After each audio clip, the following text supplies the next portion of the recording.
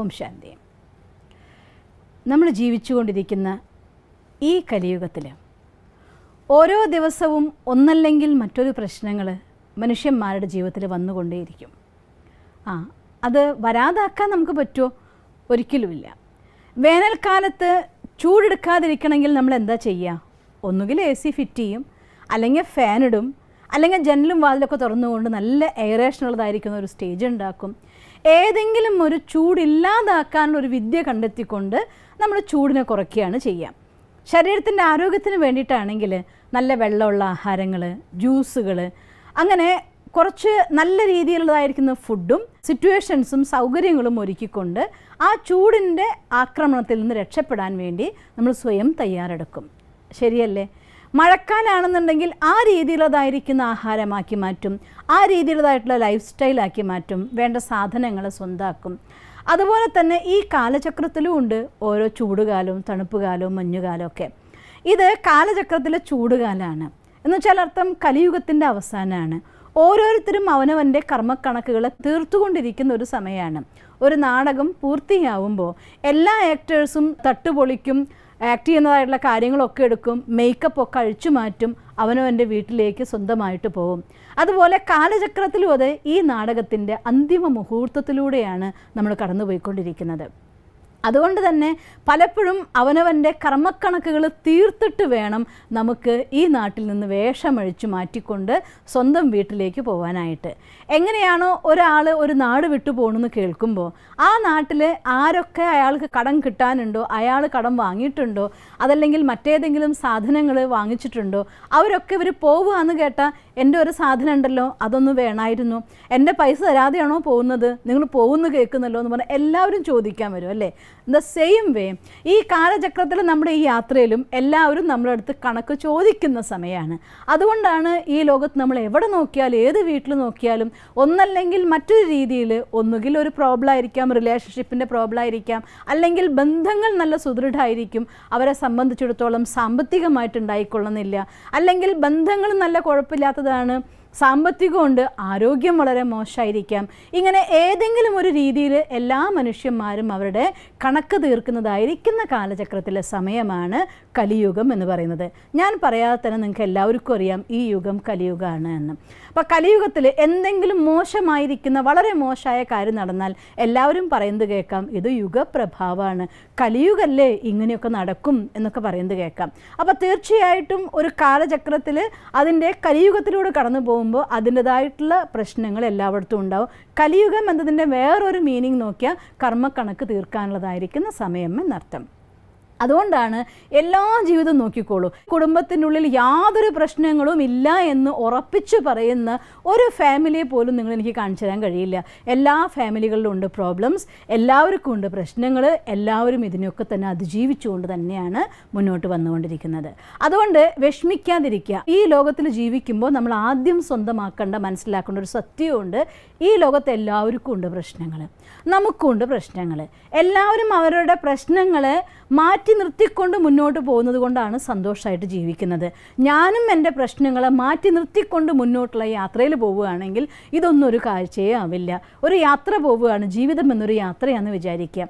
ഈ യാത്രയിൽ യാത്ര പോകുന്ന സമയത്ത് നമ്മൾ ഇവിടെ നിന്ന് ഡൽഹിയിലേക്കുള്ള യാത്രയിൽ പോവുകയാണ്. നമ്മൾ രാജസ്ഥാനിലേക്ക് പോകുമ്പോൾ ഞാൻ പലപ്പോഴും കാണാറുണ്ട്, ചില ചേരി പ്രദേശങ്ങൾ കാണാം, ചില കഷ്ടം നിറഞ്ഞ അവസ്ഥകൾ കാണാം, എന്തൊക്കെ ദൃശ്യങ്ങൾ, ചിലപ്പോൾ മനോഹരമായിരിക്കുന്ന പ്രകൃതി ദൃശ്യങ്ങളെ കാണാറുണ്ട്. എല്ലാവരും സന്തോഷമായിട്ട് കൃഷി വിളവെടുപ്പും നടത്തുന്ന സമയം കാണാറുണ്ട്, കഷ്ടപ്പെട്ട് മഴയിൽ ഉഴുത് മറിച്ച് കൃഷി ചെയ്യുന്നത് കാണാറുണ്ട്, ഉണങ്ങി തരിശ് ഭൂമികൾ കാണാറുണ്ട്. ഇതൊക്കെ കാണുമ്പോൾ ഇതൊക്കെ സൈഡ് സീനാണ്, നമുക്കറിയാം. നമ്മൾ എത്തിച്ചേരേണ്ടതായിട്ടുള്ള ലക്ഷ്യത്തെക്കുറിച്ച് ഓർക്കാറുള്ളൂ, അവിടേക്കേ പോവുള്ളൂ. ഒരു സ്ഥലത്ത് ആൾ കഷ്ടപ്പെടുന്ന കാണുമ്പോൾ യാത്ര നിർത്തി അവിടെ ഇറങ്ങി എന്നാൽ ഇവരെ സഹായിക്കട്ടെ എന്ന് നമുക്ക് ആർക്കും വിചാരിക്കാനാവില്ല. ഇതുപോലെ ഈ ജീവിതം എന്ന യാത്രയും നമ്മൾ മുന്നോട്ട് പോവുകയാണ്.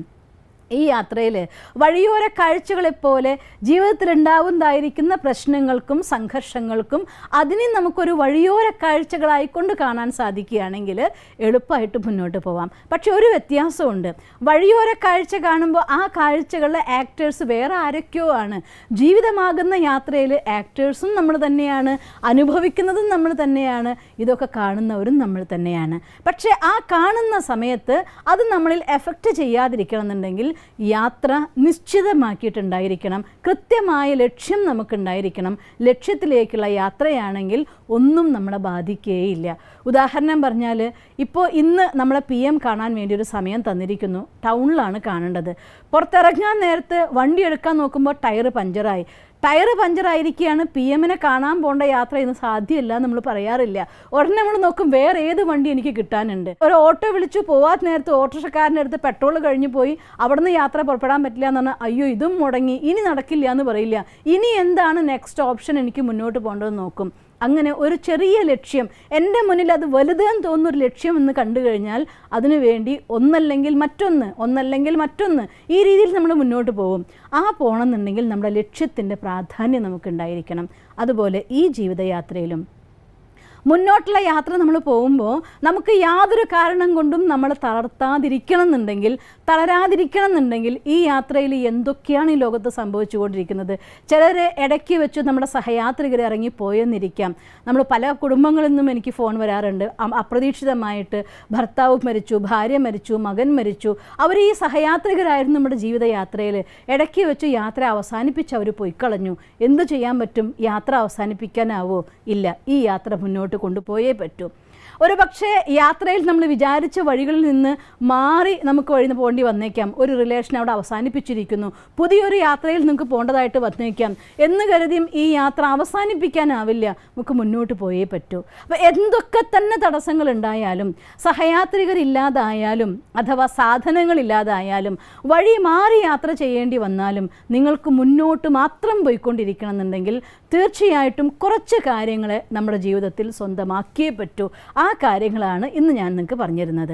അതിന് ഏറ്റവും ശക്തിയായിരിക്കുന്ന, എന്തൊക്കെ ഇന്ന് രാത്രി എന്ത് തന്നെ ലൈഫിൽ സംഭവിച്ചോട്ടെ, നാളെ രാവിലെ എഴുന്നേൽക്കുമ്പോൾ ഇന്നത്തെ ദിവസം ഒരു പുതിയ ദിവസമായിട്ട് എനിക്ക് മുന്നോട്ട് കൊണ്ടുപോകണമെങ്കിൽ നിങ്ങൾക്ക് ഏറ്റവും സഹായകമാകുന്ന ഒന്നാണ് ദിനചര്യയുടെ ശക്തി എന്ന് പറയുന്നത്. കൃത്യമായിരിക്കുന്ന ഒരു ദിനചര്യ അതൊരു മനുഷ്യനെ ഒരുപാട് മുന്നോട്ട് കൊണ്ടുപോകുന്ന സാധനമാണ്. രാത്രിയിൽ പ്രശ്നങ്ങൾ ഉണ്ടായിട്ടുണ്ടാവാം, റിലേഷൻഷിപ്പിനോട് ചിലപ്പോൾ വഴക്കുണ്ടാവാം. പല വീട്ടിലും രാത്രിയിൽ കഴിഞ്ഞു പോയി രാവിലെ ഉണരുമ്പോഴത്തേക്കും ഒത്തുചേരുന്ന സമയത്ത് എന്തൊക്കെ പറഞ്ഞു, എന്തൊക്കെ ചെയ്തു, ആ സമയത്ത് ഇമോഷണലായി വീക്കായി പലതും നടന്നിട്ടുണ്ടാവും. പക്ഷേ രാവിലെ എഴുന്നേറ്റിട്ട് ഇന്നലെ കഴിഞ്ഞ കാര്യത്തിൻ്റെ ഉള്ളിൽ നിങ്ങൾ മുഴുകിയിരുന്നാൽ ഇന്നലെയും നിങ്ങൾക്ക് നഷ്ടമാവും, ഇന്നും നഷ്ടമാവും. അതില്ലാതിരിക്കാനായിട്ട് സ്ട്രിക്റ്റായിരിക്കുന്ന ഒരു ദിനചര്യ. ഞാൻ ഈശ്വരീയ വിശ്വവിദ്യാലയത്തിലെ ഒരു വിദ്യാർത്ഥിയായിക്കൊണ്ട് 13 വർഷവും ഈശ്വരീയ വിശ്വവിദ്യാലയത്തിലെ ഒരു വിദ്യാർത്ഥി കം ടീച്ചറായിക്കൊണ്ട് ബാക്കിയുള്ളതായിരിക്കുന്ന വർഷങ്ങളും ജീവിച്ചു കൊണ്ടേയിരിക്കുകയാണ്. എല്ലാ കാലഘട്ടത്തിലും ഞാൻ കണ്ട ഈശ്വരീയ വിശ്വവിദ്യാലയത്തിൻ്റെ ജീവിതത്തിലെ ഈ ലൈഫ് സ്റ്റൈലിനുള്ളിൽ ദ മോസ്റ്റ് ഇമ്പോർട്ടൻറ്റ് അഥവാ ദ മോസ്റ്റ് ബെസ്റ്റ് എന്ന് പറയുന്ന സാധനം ദിനചര്യയാണ്. ബ്രഹ്മമുഹൂർത്തത്തിൽ എഴുന്നേൽക്കുക. എന്തൊക്കെ തന്നെ ആയിക്കോട്ടെ, തലേദിവസം എത്ര തന്നെ വർക്ക് ലോഡ് കഴിഞ്ഞ് കിടന്നാലും, എത്ര ക്ഷീണിച്ച് കിടന്നാലും ബ്രഹ്മമുഹൂർത്തത്തിൽ എഴുന്നേറ്റ് മെഡിറ്റേറ്റ് ചെയ്യുക എന്നുള്ളത് ഒരു ബ്രഹ്മകുമാരിയുടെ ജീവിതത്തിലെ ദ മോസ്റ്റ് ഇമ്പോർട്ടൻ്റ് ആയിട്ടുള്ള ഫാക്ടറാണ്. അറിയാതെ സമയം വരുമ്പോൾ ഓർത്തു പോവും, ഭഗവാൻ എന്നെ കാത്തിരിക്കുന്ന സമയമാണ്. മനുഷ്യന്മാർ കാത്തിരുന്നു, കാണാൻ പറ്റിയില്ല, പോട്ടെ, ഇത് ഭഗവാൻ എന്നെ കാണാൻ കാത്തിരിക്കുന്ന സമയമാണ്. മനസ്സ് ഞെട്ടിപ്പടഞ്ഞെണീക്കും. 3 മണി 3:30 ഒരു സമയമുണ്ടോ? വൈകിപ്പോയാൽ 4 മണിക്ക് മുന്നേ എന്തായാലും കണ്ണു തുറന്നിരിക്കും. ആ കാത്തിരിക്കുന്ന ആളെ ഓർക്കുമ്പോൾ അറിയാതെ മനസ്സിനുള്ളിൽ നിന്ന് തീ കത്തും. അയ്യോ വൈകിപ്പോയി, ഈശ്വരൻ എന്നെ കാത്ത് വൈകിയിരിക്കരുതെന്ന് ഓടും. ആ സമയത്ത് അനുഭവിക്കുന്ന ആനന്ദം അത് നമുക്ക് വളരെ ശക്തിയാണ്. അതുകൊണ്ടാണ് എൻ്റെ ജീവിതം ഞാൻ നിങ്ങൾക്ക് പറഞ്ഞു എന്ന് മാത്രം. ഇതുപോലെ ലോകത്ത് ഈ കുമാരന്മാരല്ലാതെ തന്നെ ലൈഫിൽ ഐക്കൺസായി മാറിയ ഒരുപാട് പേരുടെ ലൈഫ് സ്റ്റൈൽ ഞാൻ കേട്ടിട്ടുണ്ട്. അവരുടെ അനുഭവങ്ങൾ ഞാൻ വായിച്ചിട്ടുണ്ട്. അതിലെല്ലാം അവർ പറയുന്ന ഒരു പ്രധാന കാര്യമാണ് ജീവിതത്തിൻ്റെ ദിനചര്യ. അതിരാവിലെ എഴുന്നേൽക്കുന്നു, 3 മണിക്ക് എഴുന്നേൽക്കുന്നവർ, 4 മണിക്ക് എഴുന്നേൽക്കുന്നവർ, 5 മണിക്ക് എഴുന്നേൽക്കുന്നവർ, എന്തായാലും സക്സസ്ഫുൾ ആയിരിക്കുന്ന ആളുകൾ 5 മണിക്ക് ശേഷം എഴുന്നേൽക്കുന്നു എന്ന് ഞാൻ കേട്ടിട്ടില്ല. അതിനു മുന്നേ അവർ എഴുന്നേൽക്കുന്നു. എഴുന്നേറ്റ സമയം എല്ലാവരും സ്വന്തമാക്കിയൊരു ശീലമാണ് മെഡിറ്റേഷൻ. ആ മെഡിറ്റേഷന് ശേഷം കുറച്ച് അവനവന് വേണ്ടി പഠിക്കാനുള്ള സമയം. ലോകത്തിന് വേണ്ടി നമ്മൾ ബിസിയായി ഇറങ്ങും മുന്നേ നമ്മളെ ശക്തിപ്പെടുത്തിയിട്ടില്ല എങ്കിൽ നമുക്ക് ഫേസ് ചെയ്യേണ്ടതായിട്ടുള്ള പല കാര്യങ്ങളിലും നമ്മൾ തളർന്നു പോകും. തളർന്നു പോയെന്ന് വെച്ചാൽ അർത്ഥം നിങ്ങളുടെ ബാറ്ററി ഡിസ്ചാർജായ ബാറ്ററി കൊണ്ട് ഒരിക്കലും നിങ്ങൾക്ക് ചാർജ് കൊടുക്കാനാവില്ല. തളർന്നു പോവാതിരിക്കണമെങ്കിൽ എന്തൊക്കെ എക്സ്ട്രാ കയറ്റം വലിക്കേണ്ടി വന്നാലും എക്സ്ട്രാ എനർജിയുള്ളൊരു മോട്ടർ നമുക്ക് ഫിറ്റ് ചെയ്യണം. ആ എനർജി നിങ്ങൾക്ക് മറ്റെവിടെ നിന്നും കിട്ടില്ല. അതിനൊറ്റ പോംവഴിയാണ് മെഡിറ്റേഷൻ ആൻഡ് പോസിറ്റീവ് സ്റ്റഡി. ഈശ്വര വിശ്വവിദ്യാലയത്തിൽ ഞാൻ കണ്ടിരിക്കുന്ന മോസ്റ്റ് വണ്ടർഫുൾ ആയിരിക്കുന്ന ഒരു കാര്യം അത് തന്നെയാണ്. പ്രഭാതത്തിൽ എഴുന്നേറ്റ് ഈശ്വരനെ ഓർമ്മിച്ചു, നന്നായിട്ട് പോസിറ്റീവായിട്ടുള്ള ലെസൺസ് പഠിച്ചു, കുറച്ച് എക്സസൈസ് വ്യായാമം കാര്യങ്ങൾ ചെയ്തു, അവനവൻ്റെ ശരീരത്തിനെയും മനസ്സിനെയും ഫിറ്റാക്കിക്കൊണ്ട് ജീവിതത്തിലേക്ക് വേണ്ടി എന്താണ് നമുക്ക് ഇന്നത്തെ പ്ലാൻ, അത് നമ്മൾ പ്ലാൻ ചെയ്യുന്നു. ആ പ്ലാൻ അനുസരിച്ച് തൻ്റെ ജീവിതത്തെ മുന്നോട്ട് കൊണ്ടുപോകുന്നതെങ്കിൽ തീർച്ചയായിട്ടും നിങ്ങൾക്ക് ഓരോ സമയവും ഏറ്റവും അമൂല്യമായിട്ട് നമുക്ക് മാറ്റാൻ പറ്റും. പിന്നെ ഒരു സ്വഭാവം കൂടെ കൊണ്ടുവരേണ്ടതുണ്ട്. പല ആളുകളും അവരുടെ ജീവിതത്തിൽ വിജയിച്ച ഒരുപാട് പേരുടെ അനുഭവത്തിൽ ഞാൻ കേട്ടതാണ്, പലപ്പോഴും നമ്മളും ലൈഫിൽ പ്രാക്ടീസ് ചെയ്യാറുള്ള കാര്യമാണ് ടൈം ബ്ലോക്ക്. എന്നുവെച്ചാൽ ഇത്ര സമയം കഴിയുമ്പോൾ ഒരു ദിവസത്തിൽ ഉണർന്ന് ആക്റ്റീവായി പ്രവർത്തിക്കാൻ തുടങ്ങി ഒരു 2 മണിക്കൂർ കഴിഞ്ഞ് കഴിയുമ്പോൾ ഒരു 2 മിനിറ്റോ 3 മിനിറ്റോ സമയം നമുക്ക് വേണ്ടി എടുത്തേ പറ്റൂ. അപ്പോൾ 2 മണിക്കൂറിൻ്റെ ഒരു ടൈം ബ്ലോക്കിന് ശേഷം ഞാൻ എന്നെ സെൽഫ് ചെക്ക് ചെയ്ത് നോക്കും.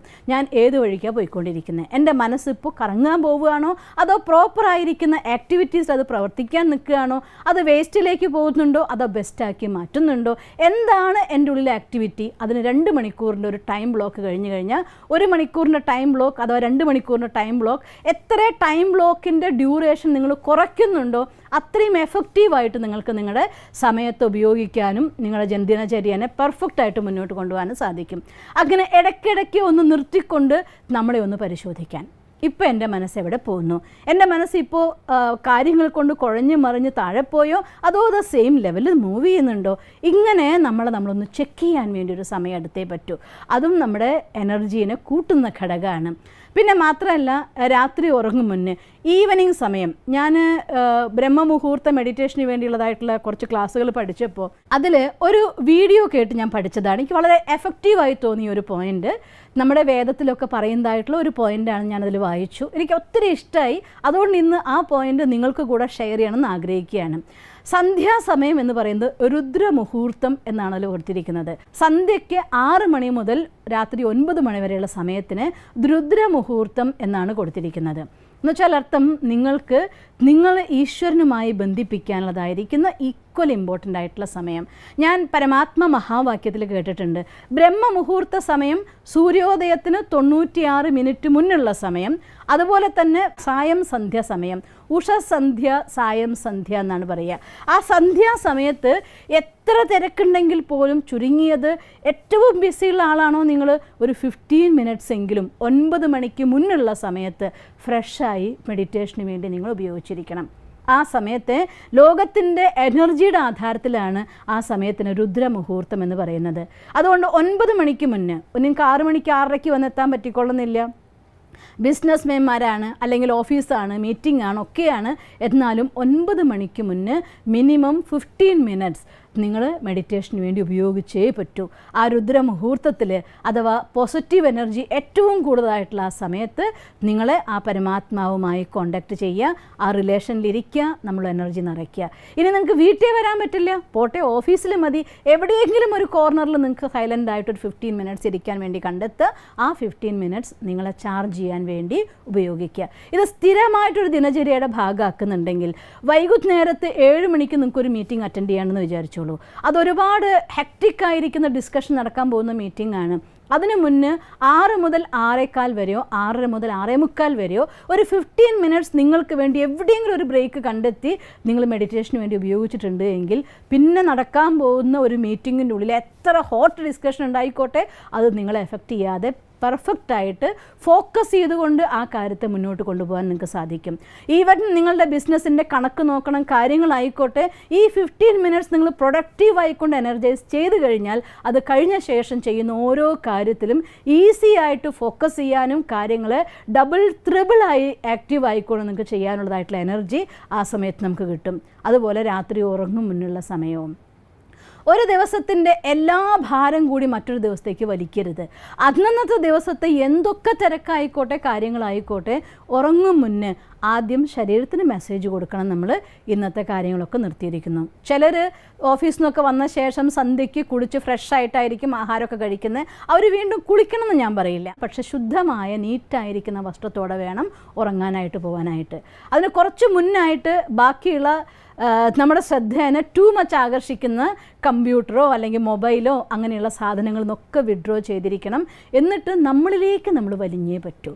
ഈ എല്ലാ കാര്യങ്ങളും ചെയ്യുന്ന അച്ഛൻ്റെ റോൾ, അമ്മയുടെ റോൾ അല്ലെങ്കിൽ ചേച്ചിയുടെ റോൾ, ഡിഫറെൻറ്റ് റോൾ ആക്ട് ചെയ്യുന്നു. ഓഫീസറായിട്ട്, വീട്ടമ്മയായിട്ട്, മക്കൾക്ക് അമ്മയായിട്ട്, ഫ്രണ്ടിന് ഫ്രണ്ടായിട്ട്, അനിയത്തിക്ക് ചേച്ചിയായിട്ട് ഡിഫറെൻറ്റ് റോൾ ആക്ട് ചെയ്യുന്ന നിങ്ങളുണ്ടല്ലോ.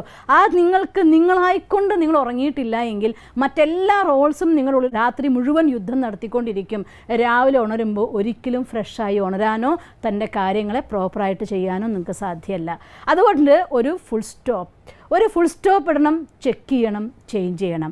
അതുകൊണ്ട് മറ്റെല്ലാത്തിൽ നിന്നും മാറ്റി അവനവൻ്റെ അന്നന്നത്തെ റൂട്ടീൻ, ഞാൻ ഇന്ന് എന്തൊക്കെ ചെയ്തു എന്ന് സ്വയം അവനവനെ വിശകലനം ചെയ്ത് കഴിയുമെങ്കിൽ ചാർട്ട് എഴുതുക എന്ന് പറയും. ഈശ്വര വിശ്വവിദ്യാലയത്തിൽ നമ്മൾ ചാർട്ട് എഴുതാമെന്നാണ് പറയുക. എത്ര മിനിറ്റ് ഞാൻ ഈശ്വരനെ ഓർത്തു, എത്ര മിനിറ്റ് പോസിറ്റീവായിട്ടുള്ള ആക്ടിവിറ്റീസ് ചെയ്തു, എന്തൊക്കെ അബദ്ധങ്ങൾ സംഭവിച്ചു, അതെല്ലാം കൃത്യമായിട്ട് നമ്മൾ നോട്ട് ചെയ്ത് ഈശ്വരനൊരു കത്തെഴുതി മനസ്സിൻ്റെ ഭാരമെല്ലാം ഇല്ലാതാക്കി നാളത്തെ പ്രൊഡക്റ്റീവായിരിക്കുന്ന പ്ലാൻ ചെയ്ത ശേഷം മെഡിറ്റേറ്റ് ചെയ്യുക, എനർജൈസ് ചെയ്യുക, ഫുള്ളായിട്ട് എല്ലാ ചക്രങ്ങളെയും ചാർജ് ചെയ്ത് നമുക്ക് ചുറ്റും ഒരു പോസിറ്റീവായിരിക്കുന്ന എയർ ബബിൾ അഥവാ നമ്മുടെ എനർജി ബബിൾ ക്രിയേറ്റ് ചെയ്തിട്ടാണ് നിങ്ങൾ ഉറങ്ങുന്നതെങ്കിൽ ഒരു കാരണവശാലും ഒരു നെഗറ്റീവായിരിക്കുന്ന എനർജിക്കും വേണ്ടാത്ത ദുസ്വപ്നങ്ങളായിട്ട്, വേണ്ടാത്ത സങ്കല്പങ്ങളായിട്ട്, സങ്കടങ്ങളായിട്ട്, മറ്റേതെങ്കിലും രീതിയിലുള്ളതായിട്ടുള്ള അറ്റാക്ക് നിങ്ങൾക്ക് ഉണ്ടാവില്ല. ഈവൻ പ്രകൃതിയുടെ ആ സമയത്ത് ഒരു ദുരന്തം ഉണ്ടാകുകയാണെങ്കിൽ പോലും ഇത്തരത്തിൽ സ്വയം അവനവനെ എനർജി ഫീൽഡിനുള്ളിൽ പ്രൊട്ടക്റ്റ് ചെയ്ത് ഉറങ്ങുന്ന ആളെ ഒരിക്കലും പ്രകൃതി പോലും ഉപദ്രവിക്കില്ല, അതിൻ്റെ സംരക്ഷകനായിട്ട് മാറും. ഈ രീതിയിൽ നിങ്ങളൊരു ദിവസം കടന്നു പോകുമ്പോൾ ഇത് ആദ്യത്തിൽ നമുക്ക് സെറ്റ് ചെയ്യാൻ വേണ്ടി കുറച്ച് നമുക്ക് റിസ്ക് തോന്നിയേക്കും. പക്ഷേ കുറച്ച് ദിവസം ഈ റൂട്ടീനിൽ പോയി കഴിയുമ്പോൾ ഇന്നലെ എന്തുണ്ടോ അതൊക്കെ അന്നൊന്ന് അവിടെ അവസാനിപ്പിച്ചുകൊണ്ട് ദിവസവും അന്നത്തെ ദിവസം ഇന്ന് എൻ്റെ ഒരു പുതിയ തുടക്കമാണ് എന്ന ആധാരത്തിൽ ഒരു ന്യൂ ബിഗിനിങ് ആക്കിക്കൊണ്ട് എല്ലാ ദിവസവും തുടങ്ങാനും, ആ ഡെയിലി റൂട്ടീനിൽ കൃത്യമായിട്ട് നിങ്ങൾ പോകുന്നുണ്ടെങ്കിൽ, ഡെയിലി ചെക്ക് ചെയ്യുകയും ചേഞ്ച് ചെയ്യുകയും ഫുൾ സ്റ്റോപ്പ് ഇടുകയും നിങ്ങൾ ചെയ്യുന്നുണ്ടെങ്കിൽ ഇന്നത്തെ ഭാരം നാളത്തേക്ക് ഒരിക്കലും നീട്ടിക്കൊണ്ടു പോവില്ല. അതുകൊണ്ട് ഇങ്ങനെ കഴിഞ്ഞ ദിവസങ്ങളായതുകൊണ്ട് തളർന്നിരിക്കില്ല നിങ്ങൾ. ഈ രീതിയിൽ ചെയ്യുന്ന ഒരാളെ സംബന്ധിച്ചിടത്തോളം അവരെ ആക്ടിവിറ്റീസ് ചിലപ്പോൾ കുറച്ച് മൂഡ് കുറവായിരിക്കാം, പക്ഷെ എന്നാലും ആ സമയത്ത് ചെയ്യുന്ന ആക്ടിവിറ്റി നിങ്ങൾ ആ താഴേക്ക് പോകുന്നതിൽ നിന്ന് ഒന്ന് മെയിൻറ്റെയിൻ ചെയ്യും, പിന്നെ മേലേക്ക് കൊണ്ടുപോകും. അതുകൊണ്ട് തളർന്ന് വീഴാതിരിക്കാൻ വേണ്ടി എന്തൊക്കെ നടന്നോട്ടെ ദിനചര്യയിൽ മാറ്റമില്ലാതെ മുന്നോട്ട് കൊണ്ടുപോയാൽ ആ ദിനചര്യയുടെ ശക്തി നിങ്ങളെ ഒരിക്കലും തളരാത്ത മുന്നോട്ട് കൊണ്ടുപോയി സദാ വിജയത്തിലെത്തിക്കുന്ന ഒരവസ്ഥ നിങ്ങൾക്ക് തീർച്ചയായിട്ടും തരും. അതുകൊണ്ട് ഇതൊരു സ്വന്തം ലൈഫ് സ്റ്റൈലായി നിങ്ങൾ തിരഞ്ഞെടുക്കണം. എന്നാൽ നിങ്ങളെ സംബന്ധിച്ചിടത്തോളം പ്രശ്നങ്ങൾ ഉണ്ടാവാം, അത് വരെയും പോവുകയും ചെയ്യും. പക്ഷെ അത് നിങ്ങളെ ബാധിച്ചുകൊണ്ട് നിങ്ങളെ സൈഡാക്കാൻ പറ്റില്ല. പ്രശ്നങ്ങളെ സൈഡാക്കിക്കൊണ്ട് നിങ്ങളുടെ ജീവിതയാത്ര എന്നും മുന്നോട്ട് പോയിക്കൊണ്ടിരിക്കും. അങ്ങനെ നിങ്ങൾക്ക് സാധിക്കട്ടെ എന്ന് ഞാൻ ഈശ്വരനോട് പ്രാർത്ഥിക്കുന്നു. ഓം ശാന്തി.